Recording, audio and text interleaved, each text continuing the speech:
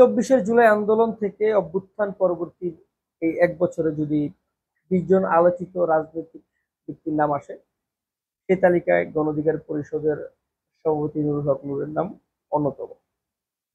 আন্দোলন থেকে শুরু করে সরকার পতন পর্যন্ত এই নুরুল হক নূর একটা অগ্রণী ভূমিকা রেখেছিলেন, যার কারণে তাকে নির্মম নির্যাতনের শিকার হতে হয়েছিল। তিনি জেল হাজত কেটেছেন। আর এক কথায় তার রাজনীতির শুরুতে হয়েছে মারধরের শিকার হতে হতে। এখন সরকার পতনের এক বছর অতিবাহিত হওয়ার পরও সে একটা বেধড়ক মারের শিকার হন। আসল অর্থে কালকের ঘটনা আমরা বিভিন্ন আঙ্গিকায় শুনছি, বিভিন্ন ভাবে জানছি, কিন্তু মূল বিষয় হয়তো তদন্ত সাপেক্ষে বা তদন্ত করার পরবর্তী সময় আমরা জানতে পারবো। কিন্তু নুরুল হক নূর আহ, বিদায়ী সরকারের আমলেও উচ্চ সুরে কথা বলেছেন তিনি। আহ, এক কথায় সরকার বিরোধী সকল রাজনৈতিক প্ল্যাটফর্মে কিংবা তার যে অ্যাক্টিভিটিস সেটা একবারে প্রকাশ্যে ছিল। সরকার পতনের আগ মুহূর্তেও সে আহ, ছাত্র জনতার সাথে সংহতি জানিয়ে তিনি আন্দোলনের একটা স্টেক হোল্ডার ছিলেন, এবং তার যে নির্মম নির্যাতনের শিকার তিনি হয়েছেন সেটা তো আমাদের সকলেরই জানা। হ্যাঁ, তার রাজনৈতিকভাবে সে বিভিন্ন সময় বিভিন্ন সিদ্ধান্ত নিয়ে থাকে, যেটা আমাদের পছন্দ হয় না। মানে যখন যার যেটা ভালো লাগে, কিনা তার যেটা ভালো লাগে সেটা বলেন। তখন এই দলের সঙ্গে একটা সুসম্পর্ক রাখেন, যখন তার সঙ্গে হয়তো একটু টানাপোড়েনের সম্পর্ক থাকে তখন অন্য একটা কথা তিনি বলেন বক্তব্যের ক্ষেত্রে। এটা তার ব্যক্তিগত পছন্দ, ব্যক্তিগত অভিমত। তো রাজনৈতিকভাবে বিপি নুরুল হক নূর কিন্তু একটা নির্যাতিত ব্যক্তি। 18-এর আন্দোলন পরবর্তী থেকে সে আলোচনায় আসে, এবং এরপর থেকে আস্তে আস্তে সে একটা প্ল্যাটফর্মে তৈরি হয় এবং তার একটা গ্রহণযোগ্যতা বাড়ে। চব্বিশের অভ্যুত্থানের অংশীদারিত্বে নিঃসন্দেহে তার নাম আছে, এবং তিনি একটা ভূমিকা রেখেছেন যে ভূমিকাটা অতুলনীয়।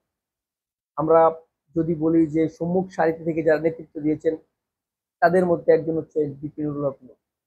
তার উপর একটা বেধড়ক মারধর করা হয়েছে তাকে।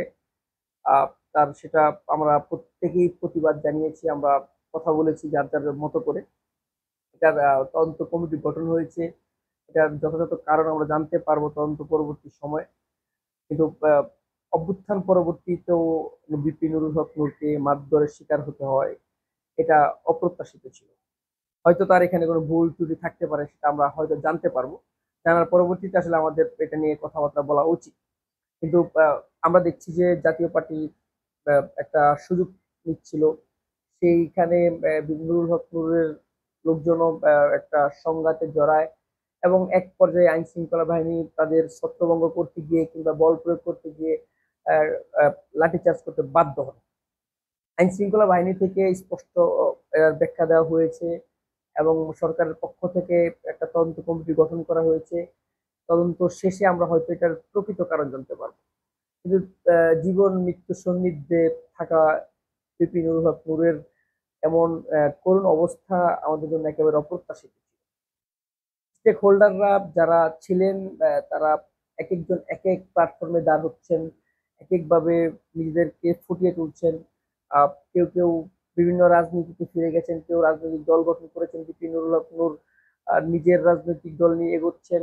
তিনি বিভিন্ন সময় বিভিন্ন অ্যাঙ্গেলে বক্তব্য দেন। কখনো রাজনৈতিক দল বিএনপির সঙ্গে তাকে দেখছিলাম, আবার কখনো তিনি অন্যান্য রাজনৈতিক দলের সঙ্গে জোট করার কথা আমরা শুনি বিভিন্ন গণমাধ্যমের সুবা থেকে সূত্র মতে। আসল অর্থে রাজনৈতিক হিসাব নিকাশ ভিন্ন, দিন শেষে সেও একজন মানুষ। তাকে বারবার তার নির্মমতার শিকার হতে হয়। এভাবে তাকে হামলা করা হয়েছে, সেটা অপ্রত্যাশিত। এর অবশ্যই আমরা নিন্দা জানানো উচিত, সেটা জানাই। কিন্তু প্রকৃত কারণটা আমরা জানার পরবর্তী সময়ে আমাদের কথাবার্তা অবশ্যই সেটা নিয়ে বলা উচিত বা বলবো। আমরা অপ্রত্যাশিত কাজগুলো আগস্ট পরবর্তী এই এক বছরে অসংখ্য দেখেছি, যেটা প্রত্যাশাই ছিল না, যেটা আমরা আশা করিনি। আমাদের লক্ষ্যমাত্রা যেটা ছিল তার উল্টো হচ্ছে। বারংবার বলছি যে আগামী আগস্ট এবং আগস্ট পর্ব, সরি, অক্টোবর নভেম্বর আমাদের জন্য, ডিসেম্বর আমাদের জন্য ক্রিটিক্যাল সময়। আমরা অনেক কিছু ফেস করবো, অনেক কিছু শিখবো এখান থেকে। আমাদের যেগুলো আমরা ভাবতে পারছি না এমনও ঘটনার সাক্ষী আমরা হব। অনেক নতুন নতুন অভিজ্ঞতা অর্জন করব। বিপি নুরুল হক নূরের সুস্থতা কামনা করছি, এবং তার উপর যে নির্মমতা হয়েছে সেটা সুস্থ তদন্ত হোক, সরকারের কাছে আমাদের আহ্বান থাকবে। এবং যদি এখানে কোনো রাজনৈতিক প্রতিহিংসা থাকে, কিংবা কোন রাজনৈতিক দলের ইন্ধন থাকে, সেটার যথাযথ ব্যবস্থা নেওয়া হবে, সেটা আমাদের প্রত্যাশা। এবং আমরা বিশ্বাস করি আমাদের দেশে এই মব জাস্টিস মুখী এই বর্তমান দেশে অন্তত পরবর্তীতে আমরা সবাই সেভে থাকবো, আমাদের উপর আর নির্মমতা হবে না। যদিও এটা বলা, আমরা প্রতিনিয়ত দেখছি আমাদের দেশের অবস্থা আরো তলানিতে যাচ্ছে। সামনের সমাজ আমাদের জন্য খুবই সেন্সিটিভ।